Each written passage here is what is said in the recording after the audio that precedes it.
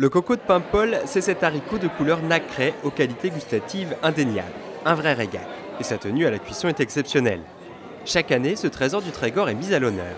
L'édition 2014 de la fête du coco de Paimpol s'est déroulée à Saint-Quay-Portrieux.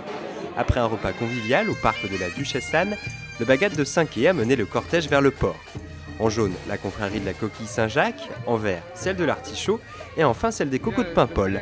Les costumes reprennent les couleurs du haricot arrivé à maturité, du jaune marbré de violet.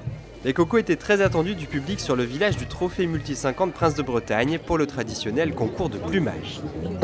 C'est parti. Voilà, c'est parti pour 10 minutes de plumage de coco. Le plumage consiste à détacher les gousses des plants de haricots.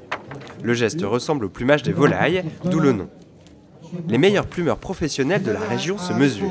C'est à celui qui sera le plus rapide, mais aussi le plus attentif. Il faut faire attention à ce qu'on fait, parce que sur un même pied, une fois qu'on l'a arraché, il y a des gousses à bonne maturité, mais des gousses qui sont trop vertes et d'autres qui sont trop mûres. Et il faut mettre dans la caisse uniquement celles qui sont à bonne maturité. En plus, il faut faire gaffe de ne pas mettre les gousses qui seraient trop légères, où il n'y a pas de grains. Ça, on ne sent pas très bien quand on plume, donc il faut faire attention. Donc ça, c'est le respect du cahier des charges. Le respect du cahier des charges Prince de Bretagne, et le respect du cahier des charges de l'appellation d'origine contrôlée. Un cahier des charges bien respecté par la championne 2014 qui arrive juste devant sa fille.